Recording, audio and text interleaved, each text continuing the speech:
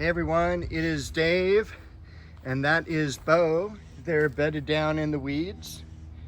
He's joining us this week, and this is the rose Tiffany, one of my favorite roses. It is one of the offspring of Charlotte Armstrong, one of the very famous roses in rose history. We've also got some beautiful roses again coming from Garden Party, and I've been really thrilled that the second bloom has come so quickly, and hopefully that is because of all the extra mulching and care it got this year. Look at those lilies coming up, and these are going to be a double pink. The pansies, I think, have just about had it, but they have put up a tremendous fight this year with all the rain and then us getting some heat. That is Santalina. You'll find that in the herb selection at some of the garden centers. They use it for potpourri. We've got Duet. Look at that Leonotis back there, and those rich hollyhock leaves. That's going to be the tree lily. We've got Queen Elizabeth. But I wanted to point out, look at all those foxglove. And they have just done outstanding.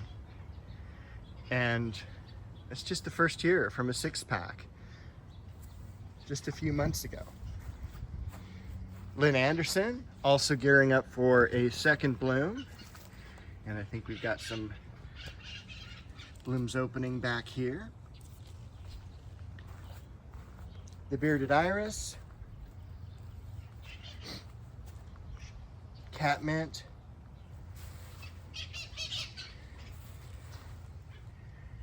Chrysler Imperial,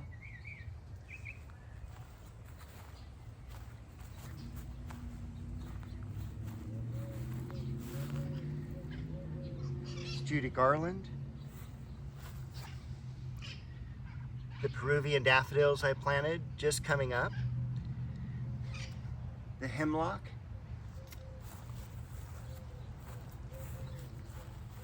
also the newly planted daylily and dahlia,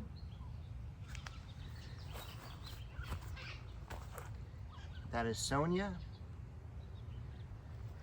one of the ones I put in the ground this year. This is Perfect Moment.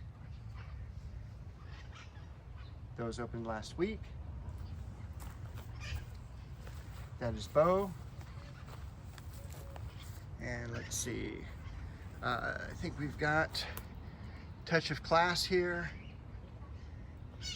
We can kind of look back and see through some of the larkspur, and we can actually see some crab apples beginning to form. Now, most of these I'm going to take out because this is a first-year tree, and I don't want it really producing anything. And gold medal. I've had a few people ask me where to prune roses. Keep in mind with rose pruning, you want to go down to at least what's called the second 5-leaflet leaf. So this has 5 little leaflets to it. You're going to go down to the second one, which is this one. That is the first time you want to prune. But if you'll notice, this one is kind of pointed toward the center of the plant, and we don't want that because right at that little area where the stem and the leaflets come out is what's called a bud. And I'm going to remove the leaf here. And the bud is where the new growth is going to come from. And the top one is always dominant. So that means the branch is going to come toward the inside here, and we don't want that. So we go down to the next one, which is toward the outside, and that is where we're going to prune that rose once it's done blooming. Right now, still got some color to it.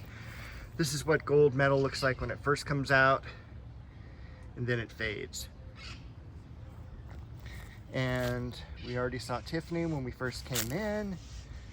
besides the foxglove. Look at that beautiful delphinium. And then did I not say Tournament of Roses was a winner? Look at that cluster of blooms.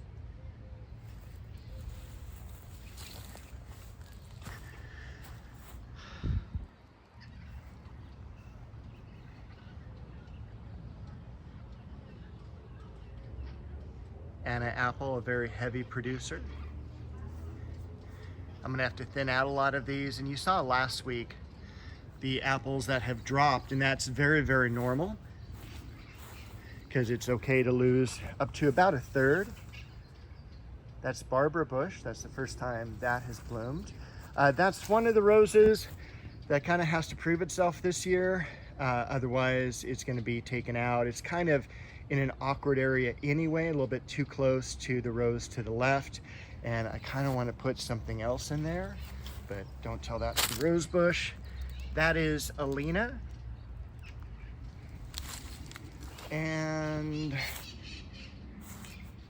I don't know if I showed this last week or not. This is Color Magic, which is also a fantastic rose. The rose can get 6 to 8 inches in diameter. More great foxglove, and of course, the apricot tree. But even though that is a first-year apricot tree, you know, when I got that at the nursery last year, I knew it had been in the container a couple of years just because of the size of the tree already.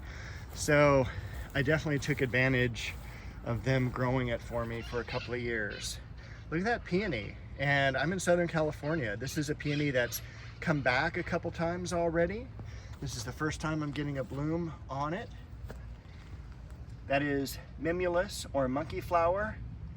And then behind it, lemon balm and my quince. That's the dogwood.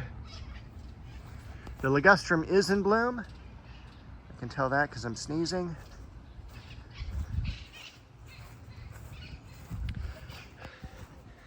Now, it's been finals week, and I'm a teacher, so I have not done a whole lot in the yard, but I told you I got that Chiananthus, or Chinese fringe tree, last week. I'm gonna hopefully put that into the ground the next couple of days. Look at how beautiful the Japanese maple has leafed out. That's also gonna go in the ground, probably somewhere over here. Not quite sure yet. Look at those blooms on the Shasta daisy. And I've been really pleased with this heliotrope. This is not the traditional color. I forget the variety name. Pomegranate.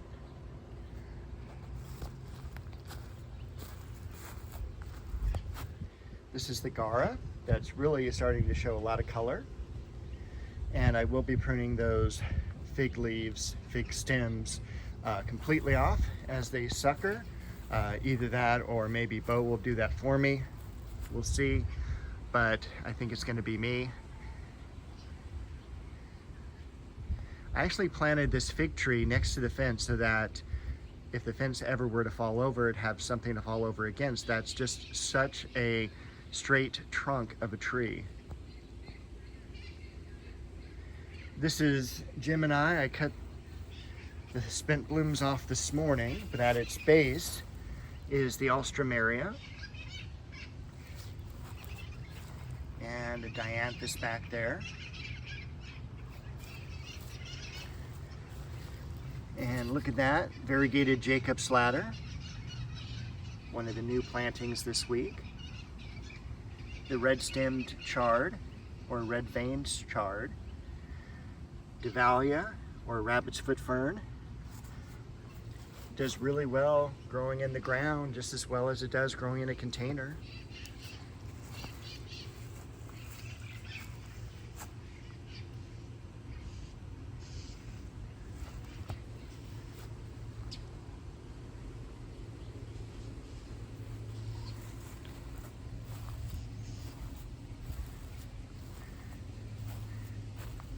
A lot of daylily blooms coming up.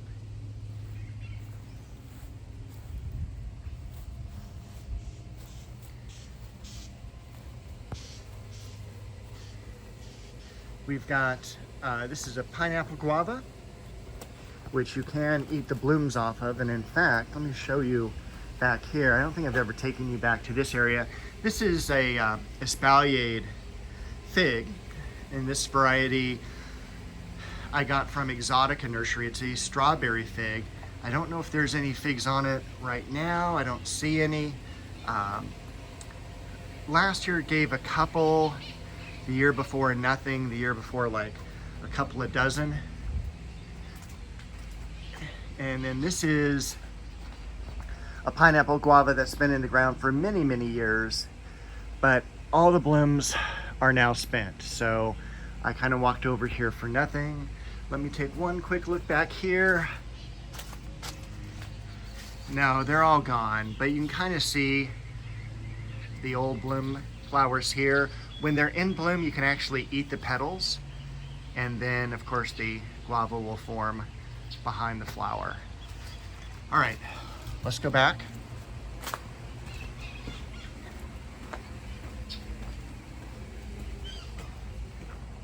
Oh, one last rose we'll look at.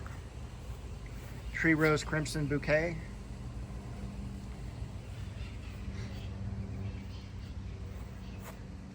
Lavenders about ready to be cut back. This is a dwarf Eugenia.